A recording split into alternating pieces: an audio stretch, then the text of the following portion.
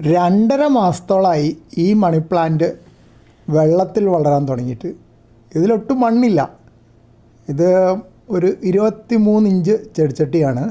അതിൽ വെള്ളം നിറച്ചിട്ട് ഞാൻ ഗോൾഡ് ഫിഷ് വളർത്തുന്നുണ്ട്. കൂടാതെ കുറച്ച് വാട്ടർ പ്ലാന്റ്സ് ഉണ്ട് അതിൽ. ഹൈഡ്രില്ല, നമ്മൾ സാധാരണ കുളങ്ങളിലൊക്കെ കാണുന്ന വാട്ടർ പ്ലാന്റാണ് അതിൽ നേരത്തെ കണ്ടത്. ഇതിപ്പോൾ മണി പ്ലാന്റ് വളർന്ന് താഴെ നല്ലോണം കാണാം. അതിൻ്റെ പുതിയ ഇലകൾ വരുന്നുണ്ട്.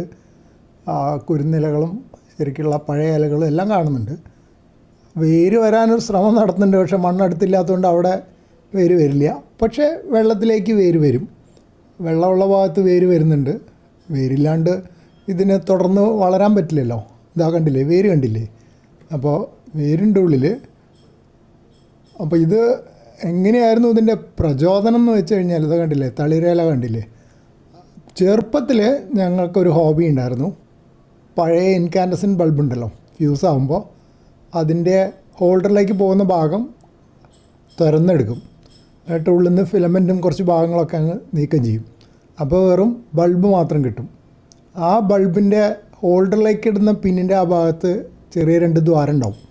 ആ ദ്വാരത്തിൽ കൂടെ ഒരു കമ്പി കെട്ടിയിട്ട് ഈ ബൾബിൽ വെള്ളം നിറച്ചിട്ട് മണി പ്ലാന്റ് ഒരു പീസ് അതിലിടും. എന്നിട്ട് തൂക്കിയിടും. വരാന്തയിലോ അങ്ങനെ കാണുന്നൊരു സ്ഥലത്ത് തൂക്കിയിടും. അപ്പോൾ മണി പ്ലാന്റ് അതിൽ നിന്ന് കുറേ കാലത്തോളം വളരും. അത് ആ കാലഘട്ടത്തിലുള്ള എല്ലാവരുടെയും ഒരു ഹോബിയായിരുന്നു. എല്ലാ കുട്ടികളും ചെയ്തുകൊണ്ടിരുന്നതാണ്, ഞാനും ചെയ്തിട്ടുണ്ട്. അപ്പോൾ അതിൽ നിന്നാണ് ഈ വെള്ളത്തിൽ അക്വേറിയത്തിൽ വളർത്താനുള്ള പ്രചോദനം. പിന്നെ അന്നറിയാത്ത പുതിയ കാര്യങ്ങളും കൂടി ചിന്തിക്കുന്നുണ്ട്. അതായത് മീൻ വളർത്തുമ്പോൾ അതിൽ നൈട്രേറ്റ് കൂടുതലുണ്ടാവും. മീനിൻ്റെ അവശിഷ്ടങ്ങളിൽ നിന്ന് നൈട്രേറ്റ്, ബാക്ടീരിയ ഡീകമ്പോസ് ചെയ്തിട്ട് നൈട്രേറ്റ് വരും. അപ്പോൾ നൈട്രേറ്റ് ഒരു ദോഷമുള്ള കാര്യമാണ് മത്സ്യത്തെ സംബന്ധിച്ചിടത്തോളം. ചെടികളെ സംബന്ധിച്ചിടത്തോളം വളരെ പ്രധാന വളമാണ്. നമ്മൾ ചെടികൾക്ക് NPK മിക്സ്ചർ വളമൊക്കെ വാങ്ങിച്ചിട്ട് കൊടുക്കാറുണ്ടല്ലോ. നൈട്രജൻ, ഫോസ്ഫറസ്, പൊട്ടാസ്യം, അതാണ് അതിലുള്ളത്. അതാണ് ചെടികൾക്ക് വേണ്ട പ്രധാന മൂലകങ്ങൾ. അപ്പോൾ 2 ഗുണമുണ്ട്. ഒന്ന്, ചെടിക്ക് വേണ്ട വളം വെള്ളത്തിൽ നിന്ന് കിട്ടും. പിന്നെ നൈട്രേറ്റ് വെള്ളത്തിൽ കുറയുകയും ചെയ്യും. അപ്പോൾ മീനുകൾക്കും നല്ലത്.